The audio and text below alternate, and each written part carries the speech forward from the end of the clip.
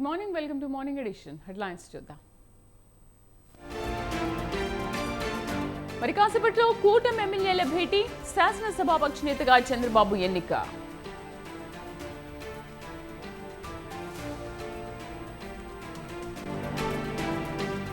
రేపు ఉదయం సీఎంగా చంద్రబాబు ప్రమాణ స్వీకారం, హాజరు కానున్న మోదీ, అమిత్ షా.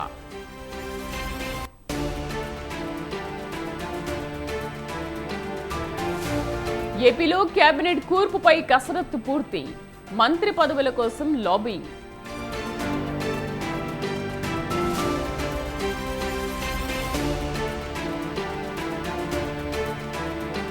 ఆగస్టులోగా రైతు రుణమాఫీ చేసి తీరాల్సిందే, అధికారులకు రేవంత్ ఆదేశాలు.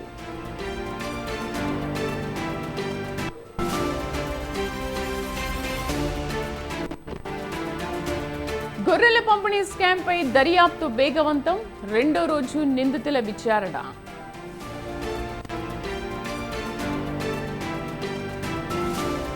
ఇవాళ రాయ్బరేలీ, రేపు వైనాడ్, గెలిచిన నియోజకవర్గాల్లో రాహుల్ పర్యటన.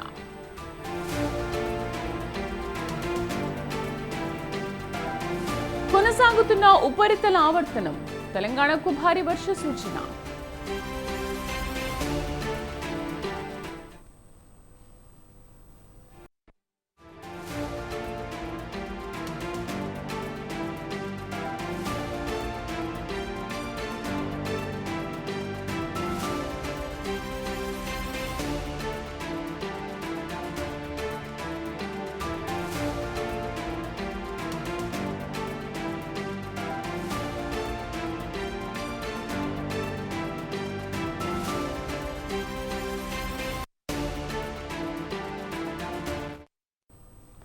జనసేన అధినేత పవన్ కళ్యాణ్ ఈ రోజు మంగళగిరిలోని పార్టీ కార్యాలయంలో ఎమ్మెల్యేలతో భేటీ కానున్నారు. ఈ సందర్భంగా పార్టీ ఎమ్మెల్యేలందరూ పవన్ కళ్యాణ్ ను శాసనసభాపక్ష నేతగా ఎన్నుకోనున్నారు. కొత్తగా ఏర్పడబోయే ప్రభుత్వంలో జనసేన పార్టీకి 4 మంత్రి పదవులు దక్కే అవకాశం కనిపిస్తోంది.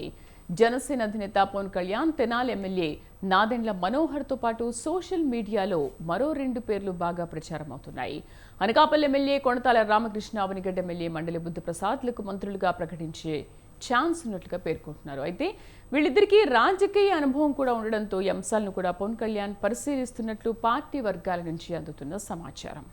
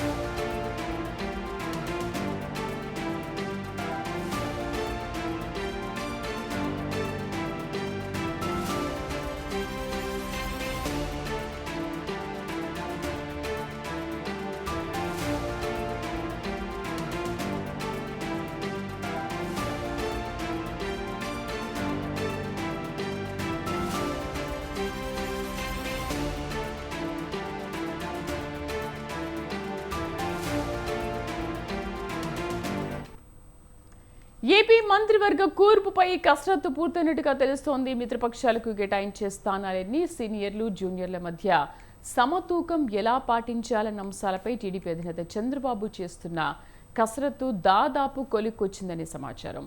సాయంత్రానికి మంత్రివర్గంలోకి తీసుకునే వారికి స్వయంగా ఆయనే ఫోన్ చేసి చెప్పే అవకాశం ఉంది. జనసేన అధ్యక్షుడు పవన్ కళ్యాణ్ ఉప ముఖ్యమంత్రి హోదాలో క్యాబినెట్లో చేరడం దాదాపు ఖాయమైంది. ఆయన ఒక్కరే ఉప ముఖ్యమంత్రిగా ఉండే అవకాశం ఉంది. పవన్తో కలిపి మొత్తం 4 మంత్రి పదవులు జనసేనకు లభించనున్నట్లు తెలుస్తోంది. బీజేపీ అగ్రనాయకత్వం అడిగిన మేరకు ఆ పార్టీ నుంచి ఇద్దరిని మంత్రివర్గంలోకి తీసుకోవాలని నిర్ణయించినట్లు తెలిసింది.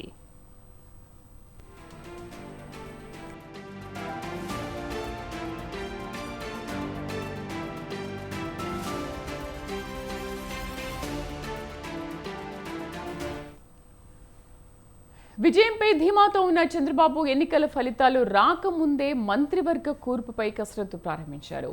ఫలితాలు వచ్చాక దాన్ని మరింతగా ముమ్మరం చేశారు. భారీ సంఖ్యలో 164 స్థానాల్లో ఎన్డీఏ అభ్యర్థులు గెలుపొందడంతో ఆశావహుల సంఖ్య అంచనాలకు మించి ఉంది.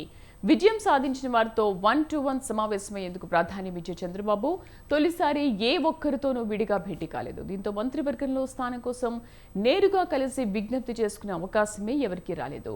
కనీసం 20 నుంచి 30 మంది సమక్షంలోనే అందరినీ కలిశారు. కొందరు 2 సార్లు వచ్చిన ఇతరుల సమక్షంలోనే మాట్లాడారు.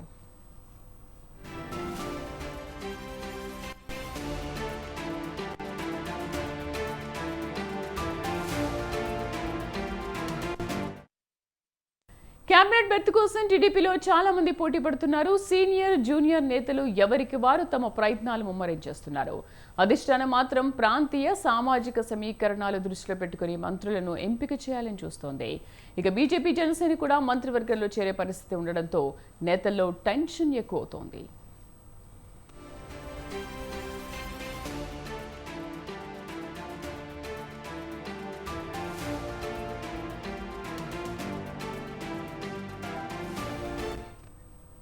కేంద్ర మంత్రివర్గంలో రాష్ట్రం నుంచి 3 చేరారు. ఇది ఎమ్మెల్యేలో కొందరి అవకాశాలను దెబ్బతీసే పరిస్థితి కనిపిస్తోంది.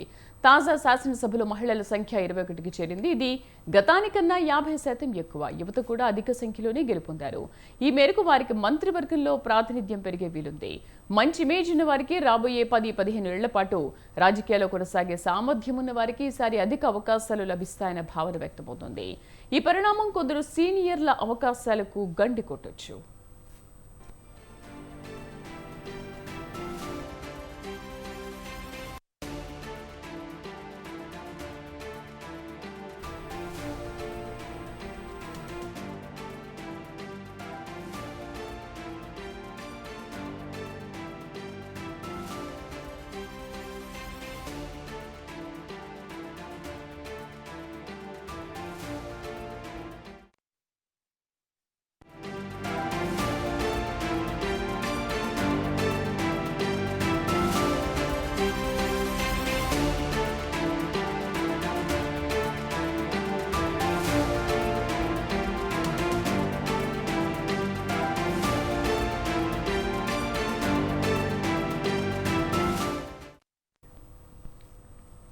ఆంధ్రప్రదేశ్ ముఖ్యమంత్రిగా టీడీపీ అధినేత చంద్రబాబు రేపు ప్రమాణ స్వీకారం చేయబోతున్నారు. 4వసారి బాధ్యతలు చేపట్టబోతున్న చంద్రబాబు ప్రమాణ స్వీకార కార్యక్రమం ఏర్పాట్లు ముమ్మరంగా సాగుతున్నాయి. రేపు ఉదయం 11:27 సీఎంగా చంద్రబాబు ప్రమాణ స్వీకారం చేస్తారు. ఈ కార్యక్రమానికి ప్రధాని నరేంద్ర మోదీ సహా పలువురు కేంద్ర మంత్రులు, వివిధ రాష్ట్రాల ముఖ్యమంత్రులు, ప్రముఖులు హాజరు కానున్నారు.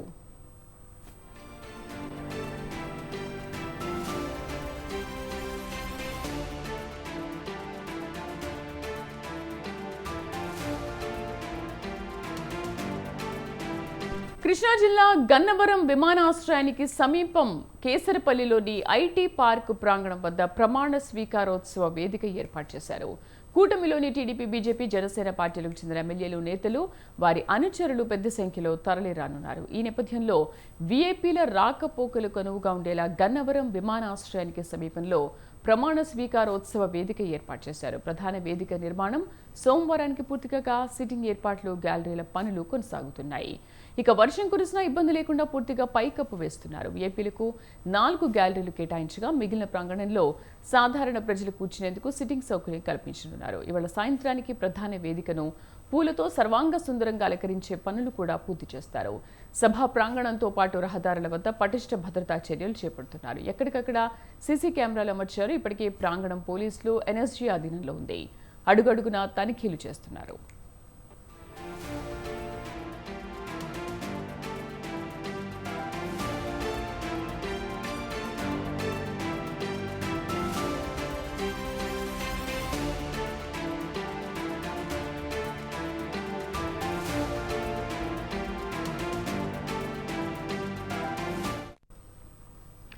ఇక సభకు ప్రధాని మోదీ హాజరవుతున్నందున ఆయన పర్యటనకు కట్టుదిట్టమైన ఏర్పాట్లు చేయాలని సీఎస్ నీరబ్ కుమార్ ప్రసాద్ అధికారులను ఆదేశించారు. విజయవాడలోని క్యాంపు కార్యాలయంలో సోమవారం ఆయన ప్రధాని పర్యటనపై సమీక్షించారు.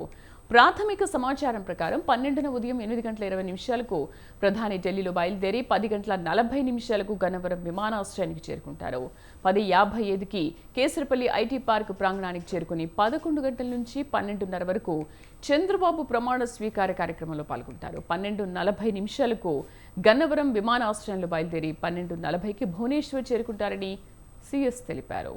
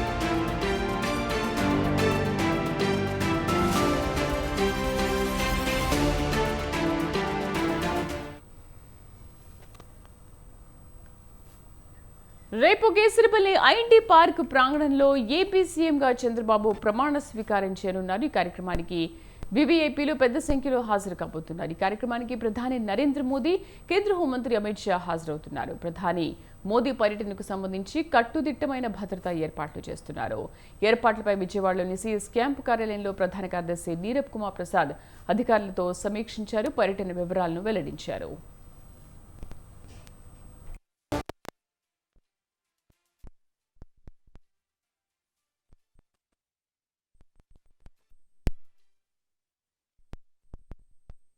ఉదయం 8:20 ఢిల్లీ నుండి విమానంలో బయలుదేరి 10:40 గన్నవరం విమానాశ్రయం చేరుకుంటారు.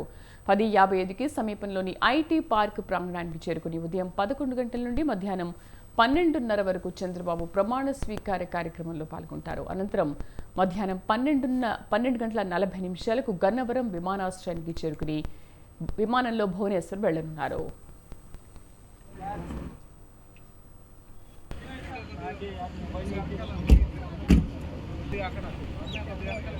సార్ కొంచెం వెనక్కి జరగండి సార్.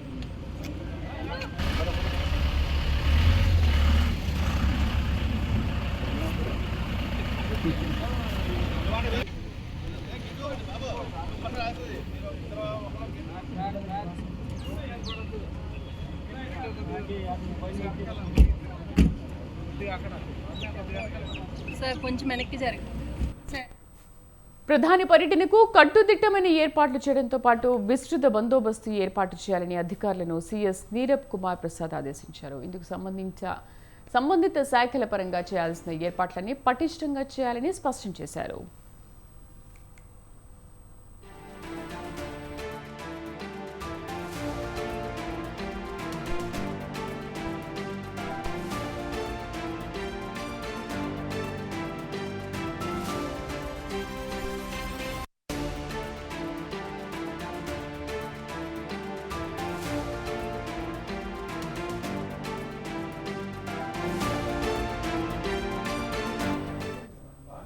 ఇంకా ఈ సమావేశంలో రేపు జరగనున్న ముఖ్యమంత్రి ప్రమాణ స్వీకారంతో పాటు మంత్రివర్గ సభ్యుల ప్రమాణ స్వీకారానికి సంబంధించిన ఏర్పాట్ల పనులను సీఎస్ నీరబ్ కుమార్ ప్రసాద్ అధికారులతో సమీక్షించారు.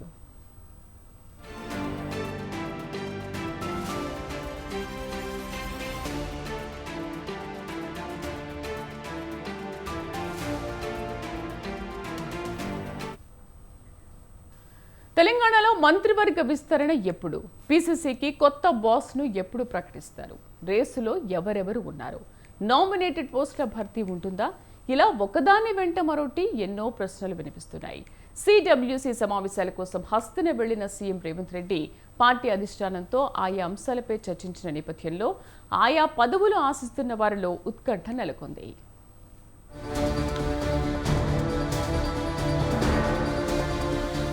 తెలంగాణ కాంగ్రెస్లో పదవుల పందేరం మొదలు కానుంది. సుమారుగా 10 ఏళ్ల తర్వాత రాష్ట్రంలోకి అధికారంలోకి రావడంతో నేతలంతా ఎప్పుడెప్పుడు పదవులు వస్తాయా, ఎవరెవరికి అవకాశం వస్తుందా అని గంపెడాశలతో ఎదురుచూస్తున్నారు.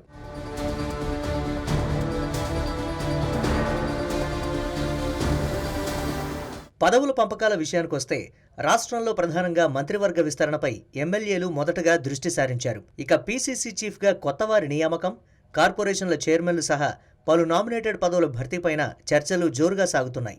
వీటన్నింటిలో మొదటగా మంత్రివర్గ విస్తరణకొస్తే గతేడాది తెలంగాణలో కాంగ్రెస్ పార్టీ అధికారంలోకి రావడంతో ముఖ్యమంత్రిగా రేవంత్ రెడ్డి బాధ్యతలు చేపట్టారు. మరో 11 మంది మంత్రులుగా ప్రమాణ స్వీకారం చేశారు. అయితే తెలంగాణలో ఉన్న మొత్తం 119 అసెంబ్లీ నియోజకవర్గాల ప్రకారం చూస్తే మొత్తం 18 మందిని మంత్రివర్గంలోకి తీసుకోవచ్చు. అంటే సీఎంతో 18 మంది మంత్రులు ఉండవచ్చు. ప్రస్తుతం 12 మంది ఉండడంతో మరో 6 ఖాళీలను భర్తీ చేయాల్సి ఉంటుంది. దీంతో విస్తరణలో ఎవరికి చోటు దక్కుతుందన్న దానిపై జోరుగా చర్చ జరుగుతోంది. అయితే జిల్లాలు, సామాజిక వర్గాలు అసెంబ్లీ ఎన్నికల వేళ ఇచ్చిన హామీల ప్రకారం వీటిని భర్తీ చేయనున్నారు.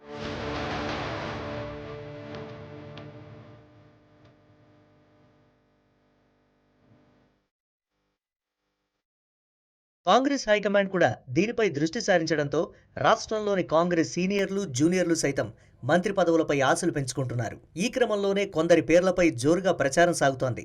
అయితే ఎన్నికల ప్రచారం సందర్భంగా ముదిరాజులకు మంత్రి పదవి ఇస్తామని స్వయంగా సీఎం రేవంత్ రెడ్డి బహిరంగంగా ప్రకటించారు. దీంతో మక్తల్ ఎమ్మెల్యే వాకాటి శ్రీహరికి అమాత్య యోగం ఖాయమన్న మాట వినిపిస్తోంది. ఇక ఎమ్మెల్సీ బల్మూరి వెంకట్ పేరుపైన ప్రచారం సాగుతోంది. అసెంబ్లీ, పార్లమెంట్ ఎన్నికల ప్రచారంలోనే కాదు, అంతకు ముందు కూడా పార్టీని బలంగా ప్రజల్లోకి తీసుకువెళ్లారు బల్మూరి వెంకట్. పైగా అధిష్టానంతో పాటు సీఎం రేవంత్ రెడ్డి దగ్గర ఈయనకు మంచి పేరుంది. దీంతో బల్మూరి వెంకట్ పేరు వినిపిస్తోంది.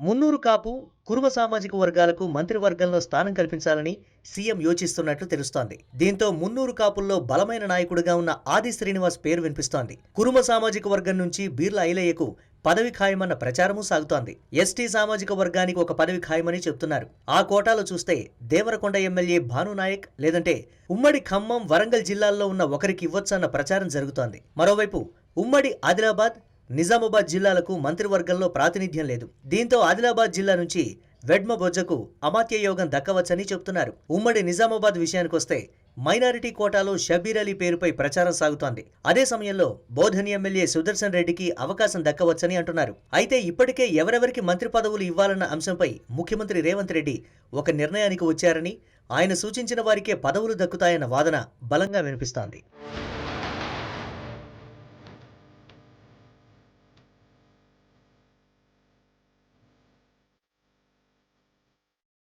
మరోవైపు పార్లమెంట్ ఎన్నికలు పూర్తవడంతో ఇప్పుడు టీపీసీసీ చీఫ్గా కొత్త వారిని నియమించేందుకు సిద్ధమవుతోంది కాంగ్రెస్ అధిష్టానం.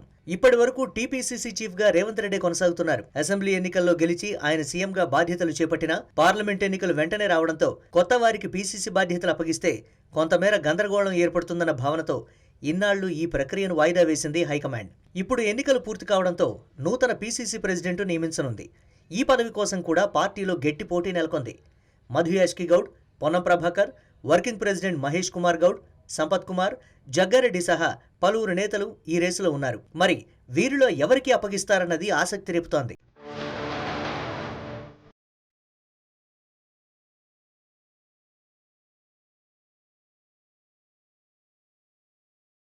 కేవలం ఇవే కాదు, నామినేటెడ్ పోస్టుల వ్యవహారం కూడా ఇప్పుడు తెరపైకొచ్చింది. మొత్తం 54 కార్పొరేషన్లకు సంబంధించిన చైర్మన్ల లిస్ట్ ఇప్పటికే సిద్ధమైనట్లు తెలుస్తోంది. నిజానికి లోక్సభ ఎన్నికలకు ముందే 37 కార్పొరేషన్లకు చైర్మన్లను నియమించారు. కానీ వీటి విషయంలో కొందరు అసంతృప్తితో ఉన్నారు. కొందరు ఇదే విషయాన్ని సీఎం దృష్టికి సైతం తీసుకువెళ్లారు. దీంతో వీటిలో కొన్ని మార్పులు చేసి మొత్తం 54 కార్పొరేషన్లకు ఎవరిని నియమించాలన్న జాబితా తయారు చేసి వాటికి హైకమాండ్ ఆమోదం తీసుకోనున్నారు సీఎం రేవంత్ రెడ్డి. అయితే కార్పొరేషన్ చైర్మన్ల భర్తీలో మంత్రివర్గంలో చోటు దక్కని వారికి, ఇతర పదవులు లేని వారికి, అసెంబ్లీ ఎన్నికల్లో సీట్లు త్యాగం చేసిన వారికి ఎక్కువగా ప్రాధాన్యం ఇవ్వనున్నట్లు తెలుస్తోంది.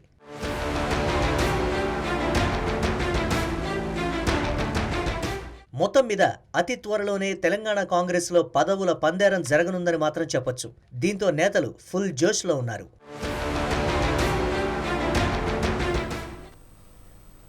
ఇవి బులెటిన్ విశేషాలు. నమస్తే.